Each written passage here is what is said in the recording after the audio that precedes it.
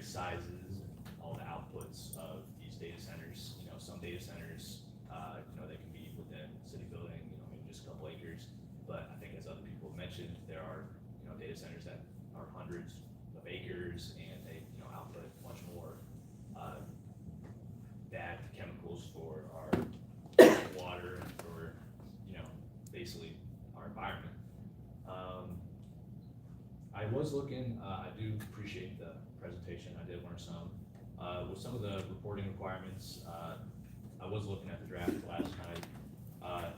Within the discharge, like the graphs where it says like the minimum and maximum allowable contaminants, for a lot of the values, like such as I think the chlorine, phosphorus and whatnot, some of them just have zero values. It looks like from what you guys are saying, it's going to be specific to what's already in the water and what's already or what's being added by these companies. However, I just kind of think if we're already going to get that specific anyway, then why have a general permit in the first place if we're just going to go case by case with this general permit anyway? And again, echoing a lot of people's sentiment in here, there's no mention of limiting the forever chemicals, and there's no requirement for baseline tests in these, whether it's the sanitary sewer system, the wastewater plants. There's no baseline to see how much our water's been degraded once these data centers are. I'm sure the genie's already kind of out of the bottle with all the hundreds of data centers we've had around the state of Ohio, but for me at least, it'd be kind of curious to see how much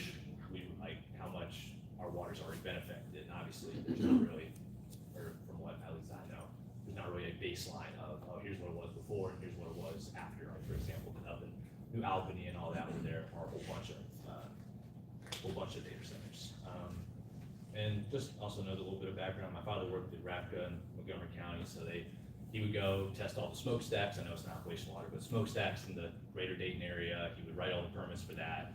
And I know that there are general permits for all the types of smokestacks there are, but even with those general permits, it still is very specific, whether it's a diesel generator, whether it's emissions from a landfill, whether it's from an asphalt plant. Within that, those general permits, there are still very specific areas, versus this general permit is just data center point. No limit on the size, no limit on how much or how much water they're going to use. I guess there is a little bit of the with the eligibility restrictions about how much like if it's more than 2 million gallons a day, which is a lot. Like it doesn't it's not eligible for this general permit. However, that still leaves a lot under the umbrella that it's not very specific at all to our communities. And I guess one other thing is like my dad's been doing at least the air pollution stuff for a while. He retired a few years ago, but why take shortcuts now? Like why are we rushing into this big long or trying to make it easier for companies who already have many millions and billions of dollars to just take another shortcut? And these shortcuts, like someone else said, it's really they're going to do what's most economical for themselves. They're not going to look at their communities and necessarily say, hey, like we're going to protect the humans over the corporation. They're going to go profit first. They got plenty of money, I'm sure. Like I just don't like how we're giving shortcuts to these companies as well. And again, as other people asked, I'm glad there is an extension. However, like I believe you said, I found about this last night, and I feel like I stay pretty on top of things. And I'm sure you guys have the EPA site. You guys probably know the ins and outs of that much better. But even looking around the site last night for this meeting, it was kind of hard to find anything on the site itself about, hey, there's a public meeting. And of course, these meetings are always going to have more negative views and positive views, but whatever it is, it still needs to be more publicly accessible. So I guess that's all I got. So thanks for your comments. Thank you. Would anyone else in the room today like to submit testimony?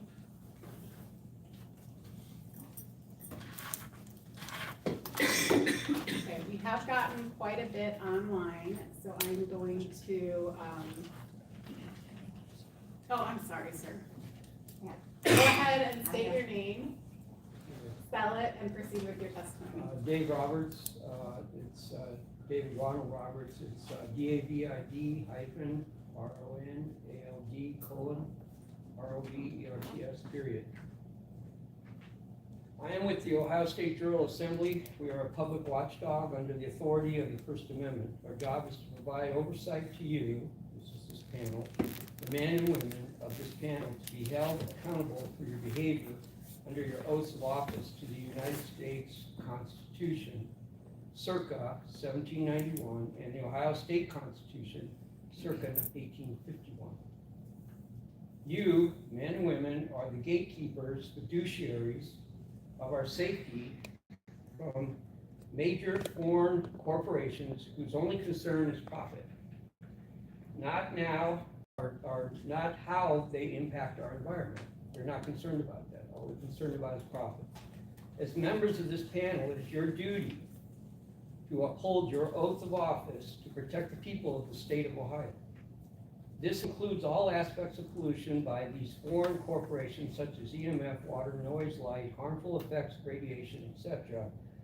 And you guys also mentioned air, the quality of air. Those foreign corporations need to build at their own cost an internal cooling system to meet their needs without any outside water source.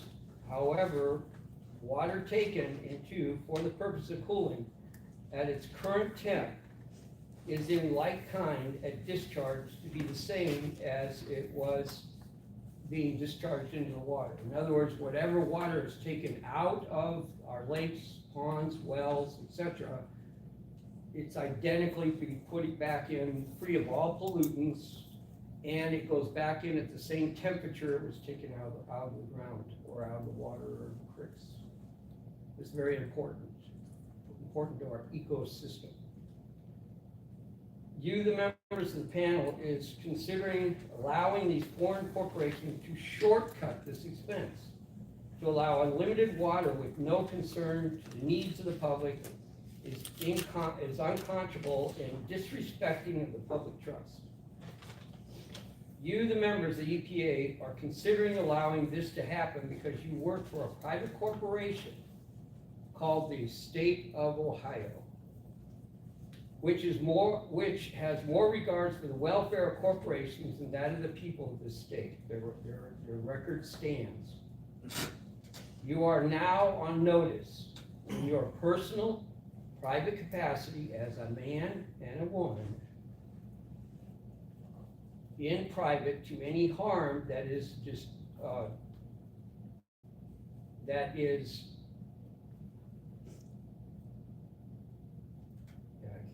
will place upon the people of Ohio, or decision, that this decision will place upon the people.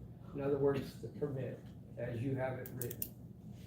You have no immunity of office when you violate your oath of office. When you guys violate your oath of office and cause a harm, you void out your immunity under your oath of office, or under your office that you're holding. So, please govern yourselves accordingly. Thank you. Thank you, sir.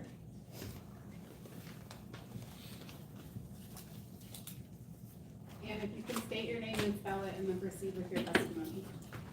Amanda Clifford, AMANDAQUIMPER. I'm the creator of AwakenAndUnite.com, and I'm an independent journalist. Dear ladies and gentlemen of the EPA, I stand before you today as a voice for the American people and a defender of sacred rights endowed to us by our Creator, the right to clean land, pure air, and safe water. It is both my right and my duty to oppose the release of PFAS, known cancer-causing agents, and other toxic chemicals into Ohio's waterways, whether from data centers or any other source that brings harm to the people. These substances threaten the essential resources that sustain all of life. Today, I deliver a special deposit, a formal cease and desist notice to the EPA and all involved parties. Any action that harms our environment is a violation of the public trust and a disregard for the sacred duty to protect life. This is about people. This is not a matter of opinion. This is a matter of conscience. It is my constitutional responsibility to act. I ask you with all sincerity to act with integrity for our children, for our communities, for the future of Ohio and America. Thank you, and I pray you to choose to honor the will of the American people with courage, compassion, and integrity. Thank you. Thank you. I will take that for the record. Do we have anybody else present in person that would like to provide any oral testimony? Okay. And it, oh, great, no, that's perfect. My name is Joan of Heart, DEVON HARTLESS. I'm just an average citizen, not a part of an environmental organization or anything. But a lot of my friends also just found out about this only a couple days ago. And I think it is more than reasonable to request a 90-day extension for public comment. A lot of my sentiments have already been echoed in this meeting, but I think most importantly to me is the non-mentioning of PFAs and forever chemicals.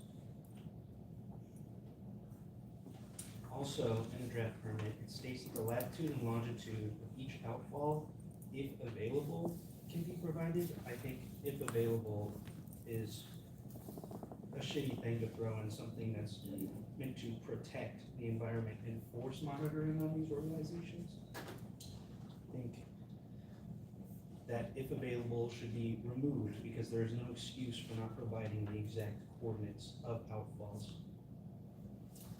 A lot of what I wanted to say has already been said, but I think it's ridiculous to give these organizations a shortcut to being passed when there's so many variances and many different data centers that already exist in the state, 215 and counting with more. There's already many cases of a lot of our waterways being polluted, and I think considering the idea of helping these people add to the cumulative pollutant load in Ohio's waterways is ridiculous. That is, thank you. Thank you.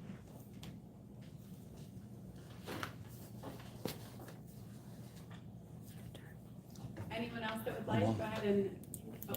All right, if you want to state your name, spell it, and then proceed with your testimony. Yep, my name is Karina Bolzer, Helena, Bolzer, Volzer, with the Alliance for the Great Lakes.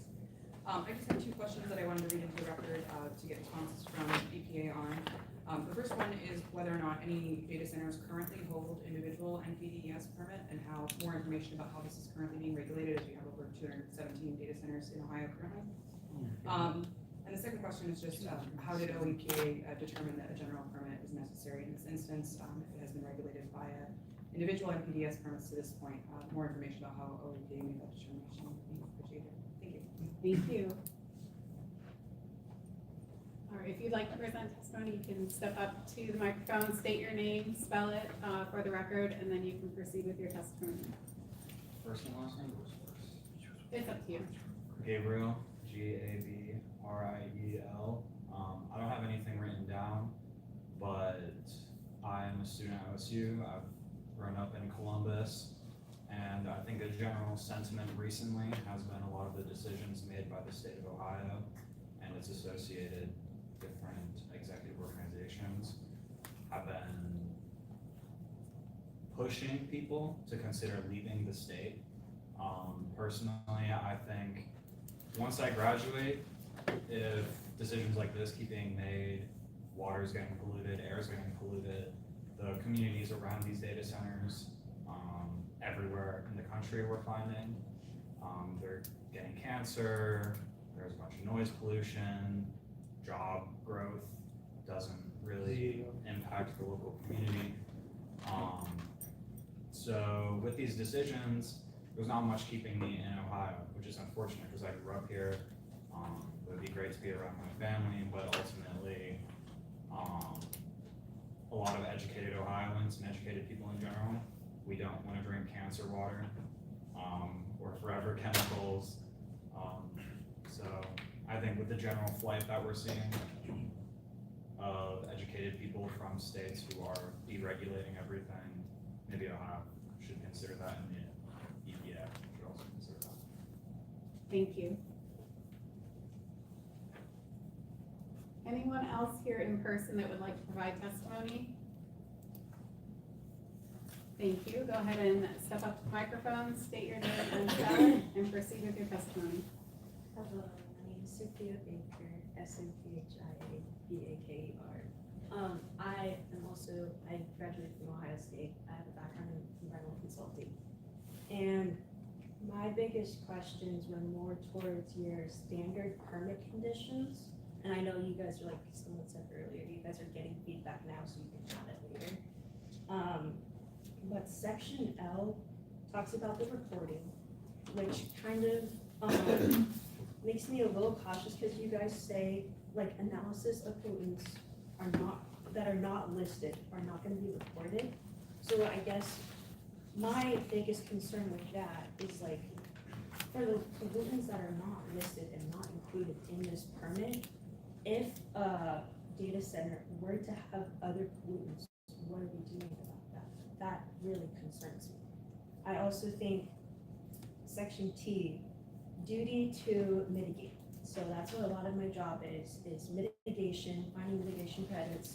I think there needs to be more outline detail or some sort of just more regulation on that, because right now you guys have the wording, shall take all reasonable steps to minimize or prevent any discharge in violation of the permit, reasonable likelihood to affect human health or the environment.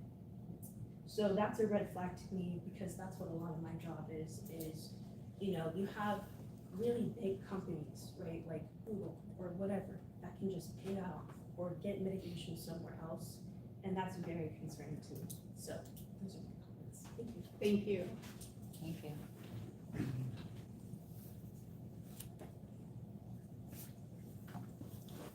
Any other comments from the in-person attendees? Okay, I'm gonna share my screen so that those in attendance and online can see that we've received online submittals of comments.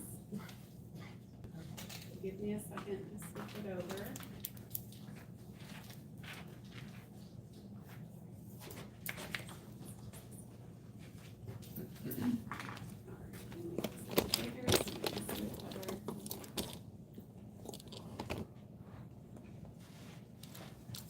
I don't know why it's not showing up on that here. Hold on, just please.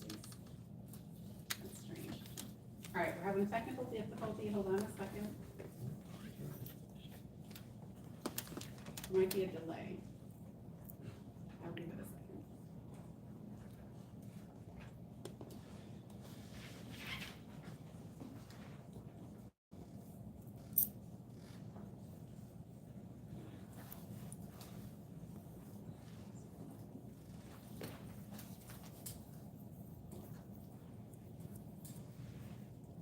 I'm not sure why it's not showing up for our projection, but I believe it is showing up for the online audience, so I apologize for those here in person.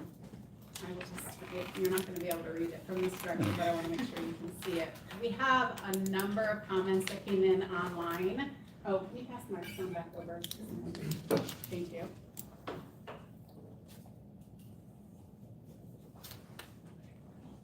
Thank you. We had a number of comments come to us online, and I do want to thank everyone for participating in the hearing today. We will collect these comments that were submitted online, and they are public record as well, so we will be sharing documents with attendees. We've gotten, I can't see on my screen, but I think well over 50 or 60 comments online. Some folks were asking clarifying questions online, including when the limit or when the comment period ends. We've answered those. A lot of our submissions online are related to things that we've already brought up here today. But I will, once we have our report downloaded, the video downloaded, I will share that with attendees that have attended online and in person. I want to thank everyone for taking the time here. I would encourage you to read the comments that your fellow hearing goers have provided.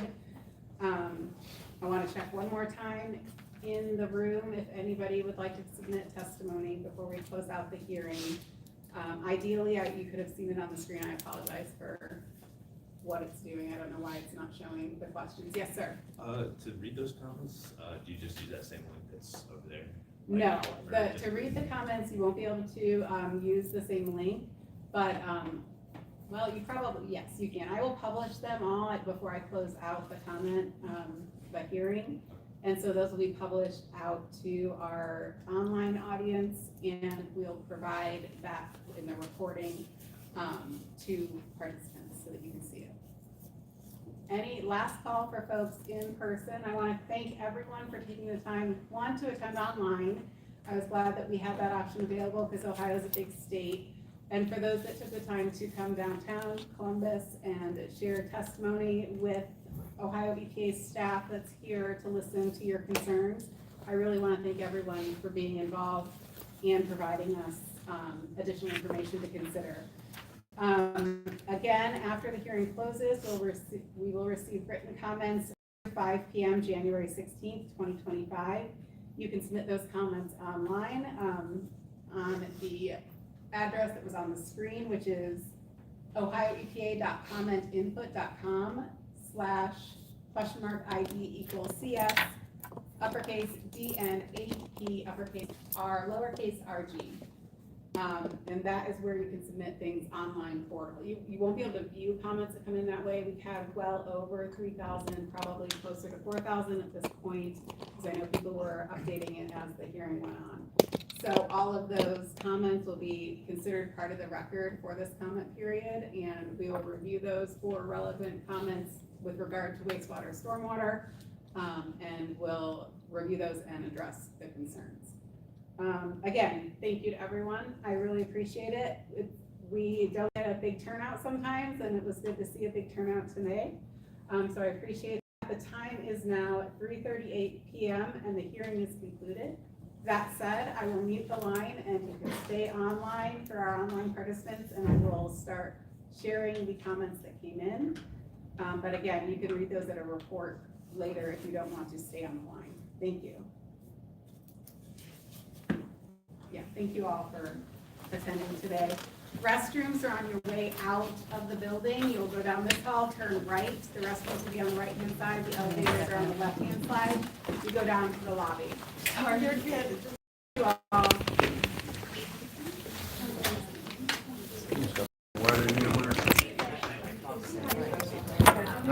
I was looking for rain. I got 4 o'clock. Walking with me, man. I don't know what Yeah. are you? Yeah.